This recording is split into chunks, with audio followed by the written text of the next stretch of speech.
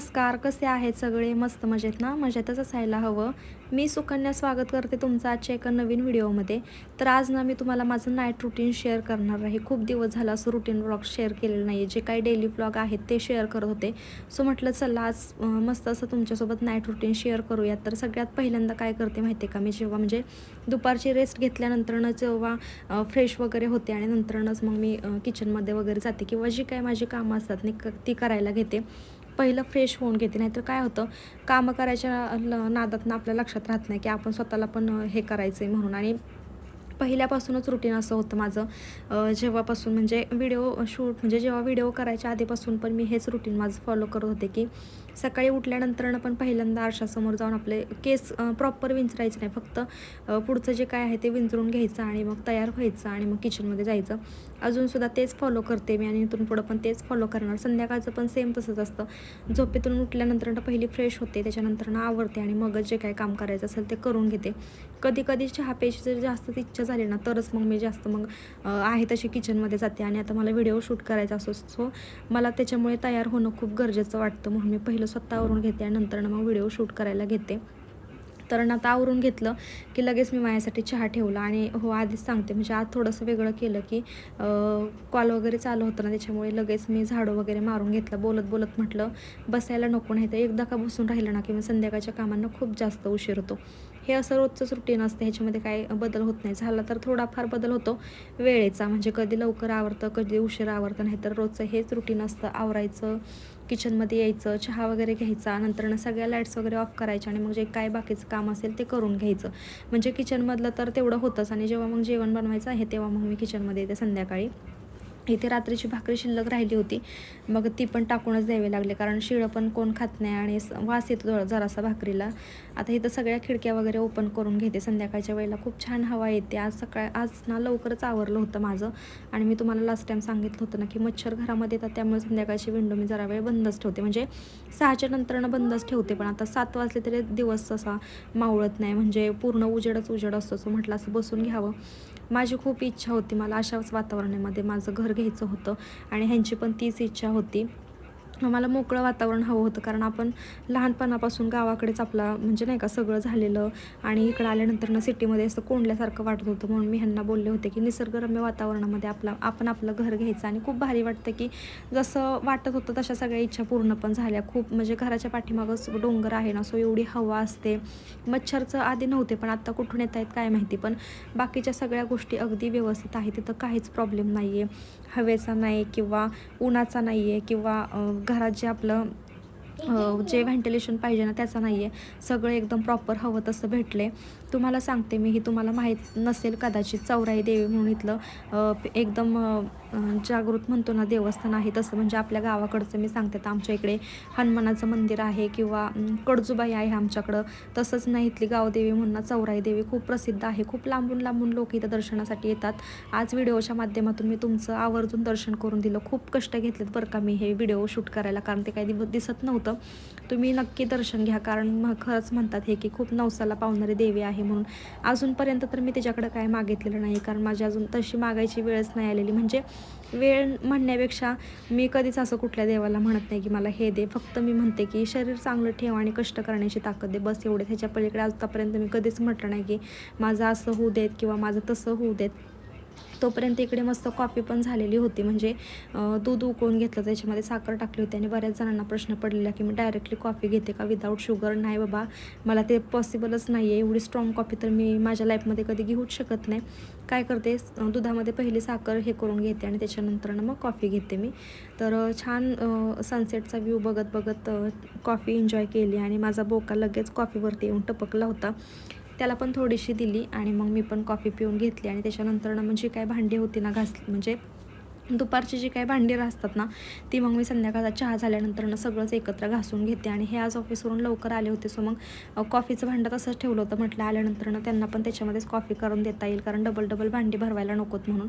तिकडे एवढी घाण झाली ना की काही सांगायलाच नको, खूपच खराब झाली आणि निघता निघत नाही. आज पितांबरी टाकून मी घासली पण ती काही निघलीच नाही.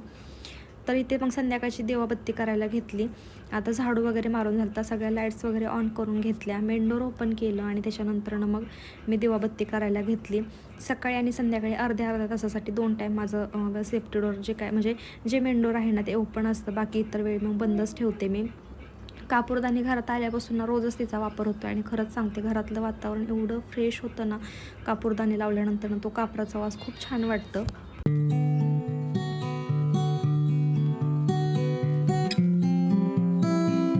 इथे मी रात्रीचं जेवण बनवायला घेतलं, पण त्याच्या आधी झालं काय ते सांगते तुम्हाला.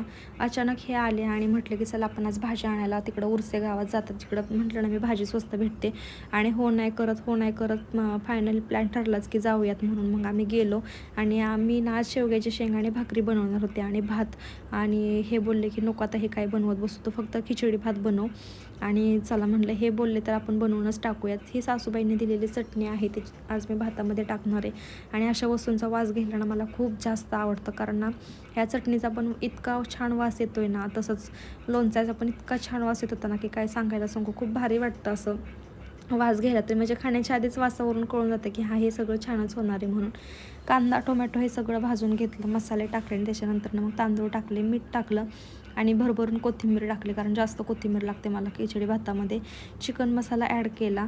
मॅगी मसाल्याची पुडी मी कालच टाकून दिली, असं वाटलं ठेवली असते तर बरं झालं असतं, आज उपयोगात आली असती. चवीपुरतं मीठ टाकून घेतलं आणि ह्यात भांड्यात मी तांदूळ ठेवले होते आणि त्याच भांड्यात पाणी टाकलं आणि मग ते सगळं भातामध्ये टाकून मस्त मिक्स करून घेतलं आणि झाकण लावून दिलं.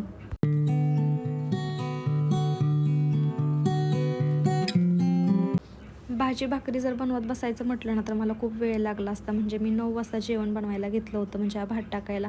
आपण म्हणतो हे साधं सिंपल आहे, पण पटक्यात होतं, पण चिरायला वगैरे खूपसा वेळ लागतो. सोबतच काकडी कांदा हे सगळं चिरून ठेवलं होतं, कारण आम्ही आमच्या आहारामध्ये हे ॲडिशनल रोजच्या रोज घेतोयच. म्हणजे कांदा जरी स्किप केला तरी टोमॅटो आणि काकडी हवीच असते, त्याच्याशिवाय जेवण जातच नाही आहे. तर ह्या आणलेल्या सगळ्या भाज्या मी बॅग तशीच ठेवून दिली होती. आल्यानंतर मग चेंज करून घेतला आणि मग लगेच भात वगैरे टाकून घेतला आणि म्हटलं आता भाजी काढून ठेवावी बाहेर, नाहीतर बॅगमध्ये ठेवली तर परत तशीच राहून जाईल. आता वेळ होता भाजी शिजेपर्यंत, तर तो म्हटलं टाईम आपला युटिलाइज करून घ्यावा, नाहीतर परत मग खूप कंटाळा येऊन जातो. मग सगळं काढायला घेतलं आणि खरंच सांगते भाज्या एवढ्या स्वस्त भेटतात ना, आज आम्हाला जायला पण खूप सारा उशीर झाला होता, त्याच्यामुळे तर अजूनच स्वस्त भेटल्या.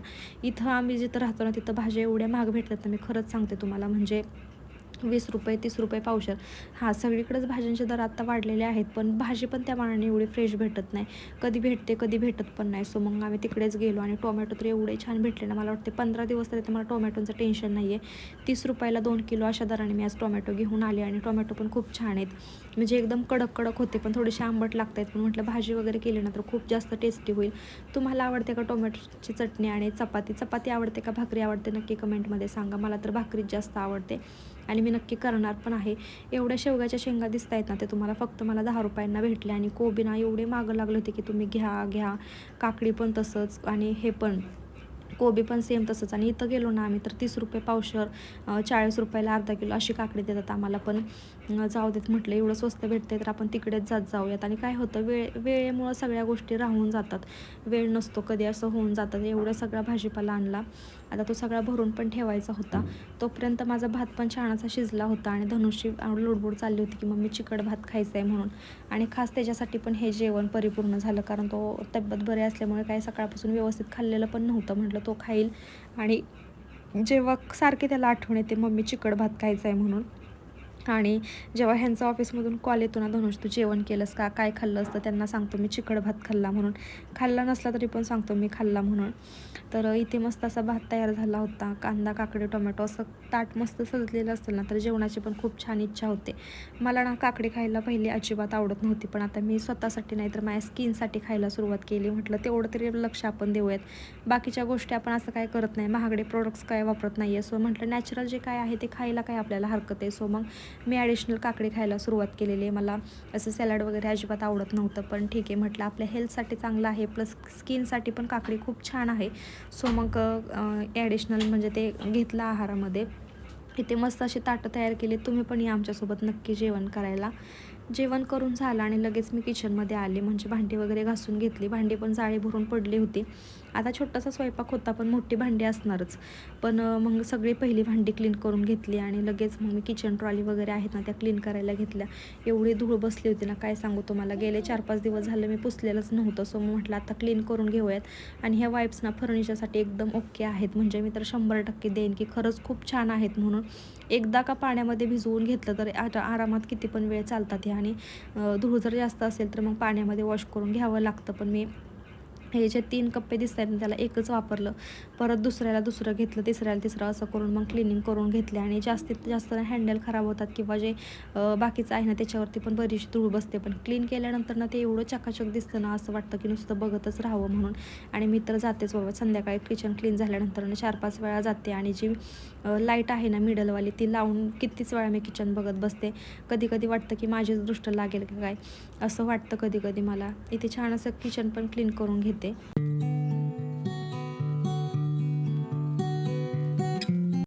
रोजच्या नाईट रुटीनमध्ये मी हे सवय आता फॉलो करते आहे. म्हणजे रोज संध्याकाळी फरशी पुसल्याशिवाय मी झोपतच नाही. फक्त किचन आणि हॉलमधली फरशी फक्त पुसून घेते आणि बेडरूममधली मग सकाळी पुसते. आणि सकाळी सगळ्याच फरशा पुसून घेते. पण संध्याकाळच्या वेळेला सवय लावून घेतली की संध्याकाळी फरशी पुसलीच गेली पाहिजे. कारण सकाळी उठल्यानंतर ना मग फरशी जर खालची खराब असेल ना तर थोडंसं किचकिच वाटते. म्हणून म्हटलं चला ही पण सवय आपण आपल्या शरीराला लावून घेऊयात. आणि छानच आहे ही सवय पण, त्यात काही वाईट नाही आहे. आपलंच घर स्वच्छ राहते आणि आपल्याला पण फ्रेश वाटेल सकाळी उठल्याच्या नंतर. मग ह्या उद्देशाने रोज न चुकता आणि ओढ लागते म्हणजे नाही का ओढ लागते फरशी पुसायची. सो मग भांडे वगैरे पण पटकन क्लीन करून घेते. नाहीतर कधी कधी मग भांड्यांचा कंटाळा करते. पण आता सगळी सवय लावून घेतली अशी प्रॉपर असं किचन क्लीन करून घेतलं. हॉलमधलं पण सगळं व्यवस्थित पुसून घेतलं. आणि बघा तुम्ही किचन ट्रॉली किती चकाचक दिसत आहेत ना. हॉलमधलं पण सगळं आवरून घेतलं. आणि ह्या कोबी एक्स्ट्राचं झालं आहे आता, त्याचं काहीतरी केलंच पाहिजे पटकन. चला तर मग असं असतं माझं नाईट रुटीन. आवडला का तुम्हाला नक्की कमेंटमध्ये सांगा. आणि आजचा व्हिडिओ मी इथंच थांबवते. व्हिडिओ आवडला असेल तर नक्की व्हिडिओला लाईक करा. चॅनलवरती नवीन असाल तर सबस्क्राईब करायला पण विसरू नका. आणि हां, छान छान कमेंट्स पण करा बरं का. भेटूयात उद्या. तोपर्यंत स्वतःची काळजी घ्या आणि बाय बाय.